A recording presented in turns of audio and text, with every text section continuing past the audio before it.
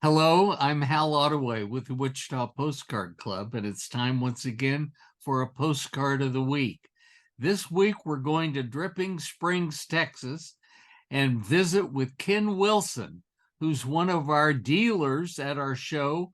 And you know how it is with postcard people.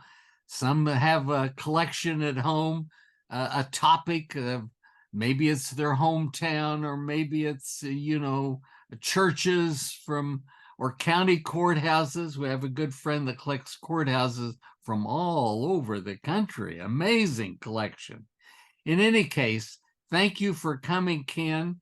And I know that you have several cards that you want to talk about today. They're all kind of interrelated. So I'll let you take it away, please. Okay, thank you, Hal. We've been coming to the Wichita show, Debbie and I, for, I don't know, 20 years or more.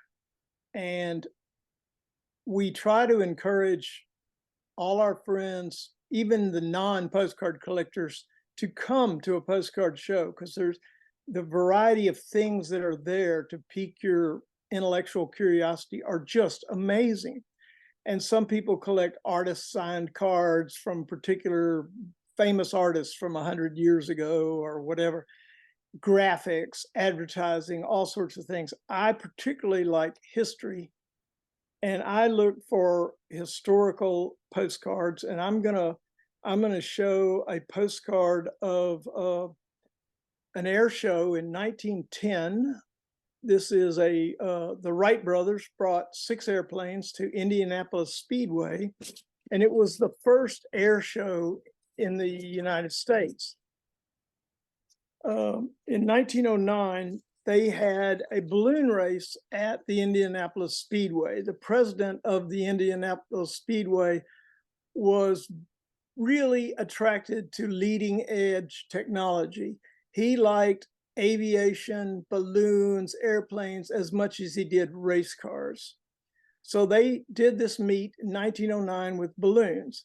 A year later, the Motor Speedway welcomed the first aviation meet in the United States.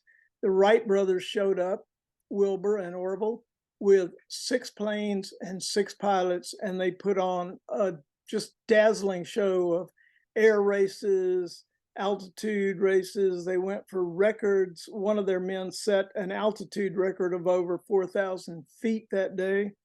One of the, we can do a backup card. There's a picture, there's a photograph of the Speedway with airplanes in the sky. Now, that was mailed from the show in 1910, and the person wrote, "This is a photograph of most of the Speedway on the 30th, and a glimpse of a portion of the 60,000 people present." The postcard is interesting because it shows 4 aircraft in the air, all fairly close together. Now, it's questionable whether these airplanes were really in the air close together at that moment, the moment of that photograph, or whether the photographer dodged a couple of them in the darkroom. But no matter, it shows the type of airplane that were there and the size of this enormous speedway. So back to the Wilbur and Orville card. This is a sort of hard to find card. There's a couple of different versions, but you might notice that the edges of it are not perfect. The corners are not perfect. It has some smudges and so forth. One of the advantages to collecting history over something else is most of the people interested in historical postcards don't worry too much about condition. That's not as important as the history involved. And I like a postcard that seems like it's been around the world or up in the air or used.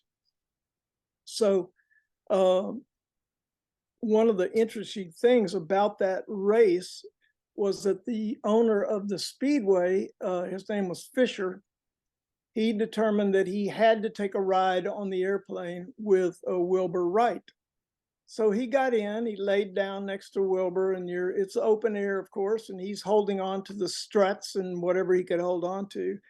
And he said when he got done, he said, that's it. That's it for me. He said, if there are not dents in those pipes on that airplane, it's because I wasn't holding hard enough.